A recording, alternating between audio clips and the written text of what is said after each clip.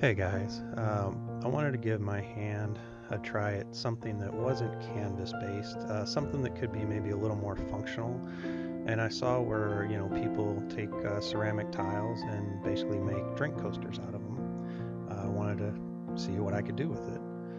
So these are 4-inch by 4-inch ceramic tiles. You can find them at pretty much any home improvement store. They're fairly inexpensive. And I'm just starting out by putting a neutral gray base on them. And then the colors I chose to go with were a deep violet, a green gray, and then I did a pearlized blue and a pearlized white. And basically I just do a puddle pour on each tile, but I wanted to, I guess, kind of do a different layering with the puddles. So one grouping is going to be this purple, gray, and blue, and then I just kind of alternate those for some of the other groupings just to kind of see what it would look like when I'm all said and done, and if the layering really made any difference on them.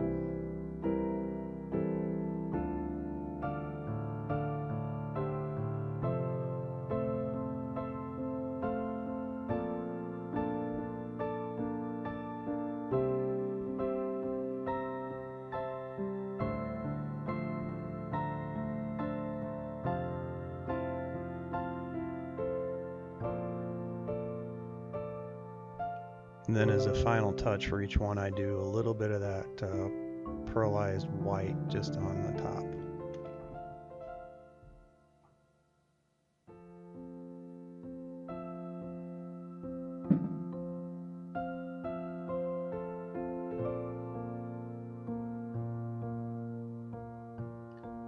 So when it came time for kind of blowing them out, I'd seen where people kind of treat each tile as its own individual thing. I kind of like the idea of making it one large piece where I guess in the end when you're done you could almost put the tiles back together and kind of get the whole picture. So that's why I kept them together and just kind of blew everything out across all of them just to kind of make a larger pattern that could kind of be split into the coasters.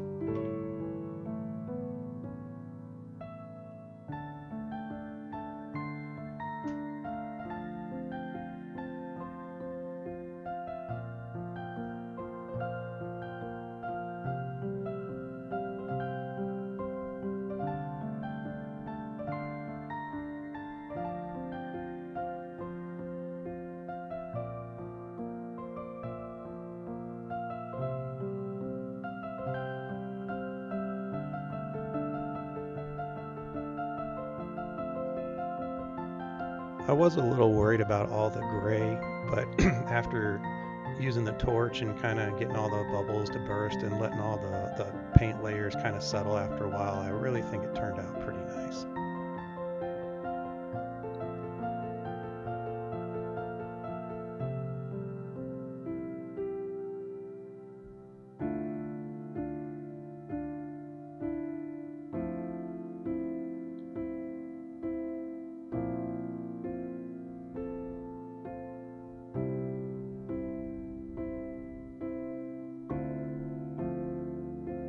So I ended up separating them out and just doing some touch up here and there just to kind of let the excess kind of pour over the edges to kind of cover the sides of the tiles up.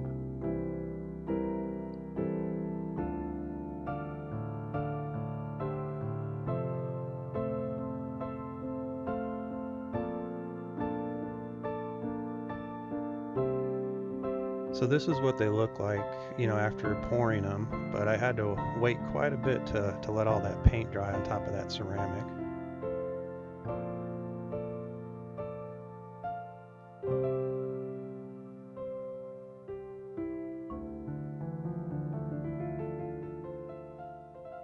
And then since they were going to be used as coasters, I had seen a lot of videos where you want to use some kind of protectant, especially for any kind of heat that may be put on them. So I ended up going with a epoxy resin, a 1-to-1 epoxy resin. This particular kind, since I'm new to it, actually this is the first time I've ever done anything like this. It actually had quite a bit of what I guess I would call open face time. It was about 40 minutes or so of usable time after you mix it up to kind of get it spread out and situated wherever you want it. And I'd seen a couple different techniques for how people did this topping. The one I went with was probably the easiest one to do, but probably not the best one to do. You just kind of puddle pour it in the middle and then use a stick to kind of brush it to the ends.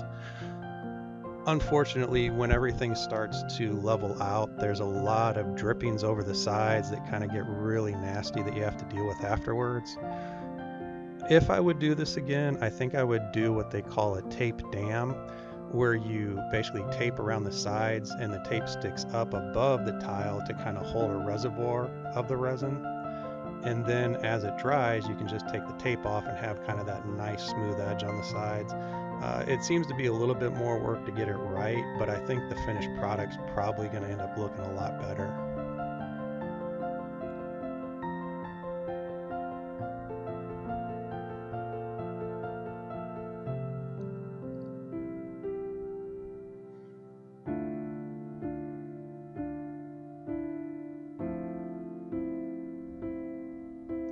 And this particular resin, because it had such a long open face time, also took quite a while to cure. I want to say it was around 36 to 48 hours. It was a long time before I felt comfortable trying to mess with them again, to be honest. And of course, when you're using the resin, it's similar to the paint. Sometimes it gets bubbles in it that you don't want to dry in your resin. So, you take the torch, you heat it up and kind of blow and pop all those bubbles out.